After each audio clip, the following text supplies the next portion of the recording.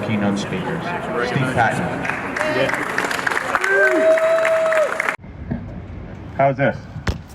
Everybody good? All right. Well, as Chris said, my name is Steve Patton. It is really nice to be back in New Jersey, and it's great to see so many familiar faces, for sure. For those of you who don't know, I am what was my role? Associate Regional Director. So I work as a national liaison between the national team and a group of states. Our region is the Union region. When I say our, I do mean New Jersey. It's made up of 5 states: Delaware, Illinois, New Jersey, New Jersey, Maryland, and Pennsylvania. Mike Arnold, who most of you who are active volunteers probably know, he's the regional director. I work with Mike in that region. Also, side note, I was born in New Jersey. I now reside in Maryland, but I started here in New Jersey, and I do have a heart for you all, and I really do appreciate what you're doing. Also, being from Maryland, I'm very familiar with the political makeup in your General Assembly. Maryland tends to be very, very, very blue. It is an uphill battle. I've been a volunteer with Convention of States, just volunteering in Maryland since 2017. Came on to the national scene, working with other states in addition to Maryland in 2021.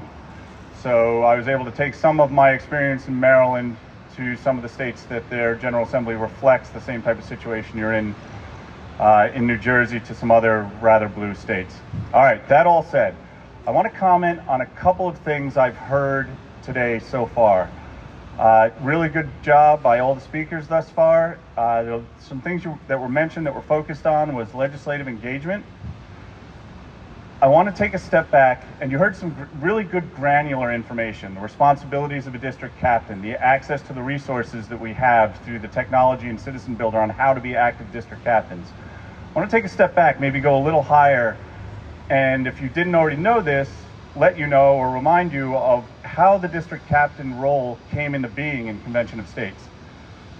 Michael Ferris actually had this idea of how to initiate the Convention of States. How are we going to do this? We know what we need to do. We know what it says in Article 5. We need 2/3 of the states to pass an application that, calls for whatever it is, call those states together, propose amendments, then have 38 states ratify. So he knew what Article 5 was, but he wanted a starting point, a launch point. How do we do this? The way the story goes is he figured out, okay, so we need to influence state legislators. All legislators are mostly influenced and listen to their constituents.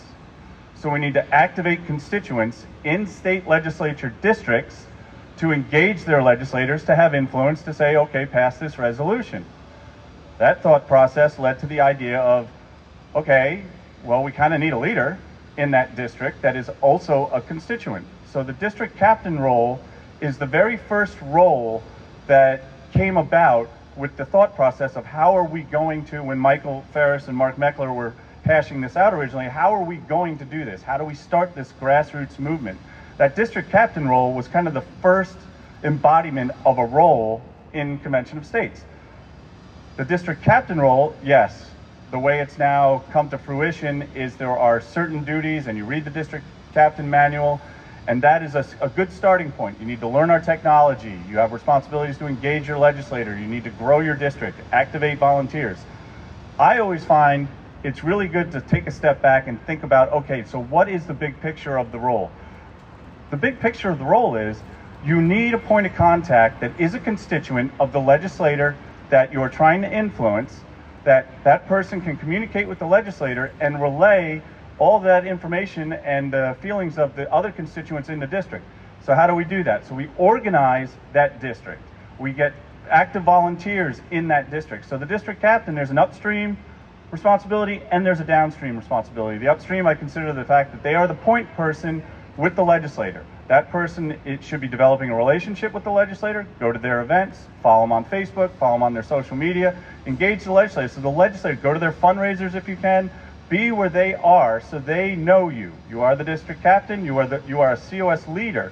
You are the most important leader in the organization because you are the point of contact for a legislator who's going to vote for our resolution and pass it and hopefully add New Jersey to the list of states that are going to call for the convention.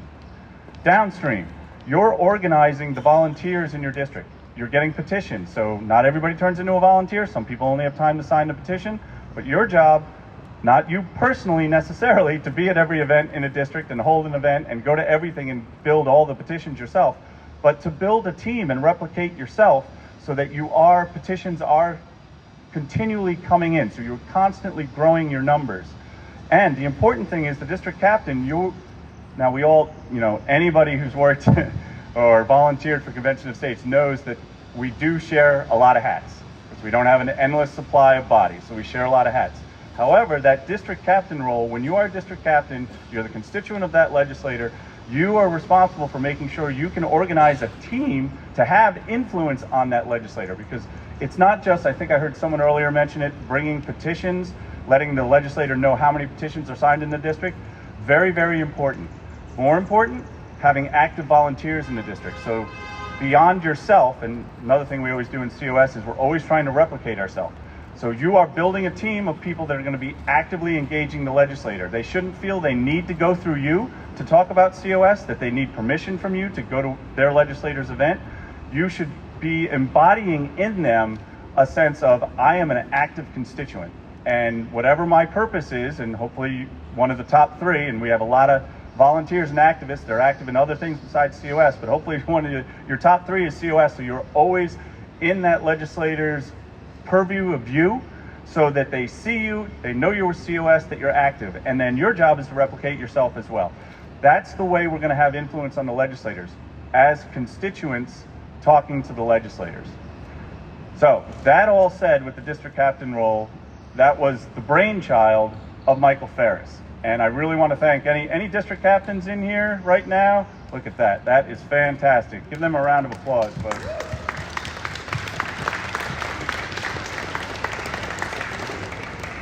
Thank you very much. We also heard some other comments, and I can't remember by who. It might have been you, Chris. But local governance. How important is it? I think it was you. You said the framers envisioned government closest to the people being the government that had the most power over you. There's a reason for that. I think there's a Jeffersonian maxim that he put out at the time of the founding that was, government closest to the people governs best, and local governments must govern themselves. This is also an idea, with the passing of Pope Francis and the enclave going on. It also, and I'm Catholic, so it makes me think about the idea of subsidiarity, which is along the same lines. In the Catholic Church, the organization that has the most power over the parishioners are the pastor or the priest of that actual parish, that church. And then beyond that is the archdiocese of that area, and then beyond that, eventually you get to Rome. But the people that have the most influence over you and guide you and are servant leaders for you are the closest ones to you. I think that's a really important concept, and also ties directly into federalism. It's a really important concept for us to educate our legislators on, that they hold the power. They're easier for us to engage with than anybody down in DC. DC's become this incredible entity that has grown way out of anything that the founding fathers and the framers of our Constitution ever envisioned, and that the state legislators have power. And they don't think that many of them realize that they actually have powers under the U.S. Constitution, not as a state legislator, but actually as an entity of the United States to engage, to push back against the federal government. The federal government is not going to fix itself. And I know we all hear the objections that, well, we have 27 amendments. They're not following half of them anyway. This, that, and the other thing about that. They are. The federal government is following the Constitution. I didn't bring it with me because I didn't want to weigh down myself, but if you've seen the annotated Constitution analysis, and whatever the long title of it is, but it's 3,000 something pages long, it's 13 pounds. It's not the little pocket Constitution we all revere and carry with us. State legislators that give you that objection, you need to remind them that yes, that is the Constitution, that is the one that they are following, and the way we change that is through amendments. And yes, they are following the amendments that are in place. I mean, if it's a female legislator, you can say you're voting, right? I mean, you do vote. You can use silly examples. So the point of that is I think we need to educate the legislators on a lot of things other than just COS. I think we need to let them know that they actually do have federal powers under the U.S. Constitution, and they were expected to use them when the U.S. government, the federal government, got out of control the way it is.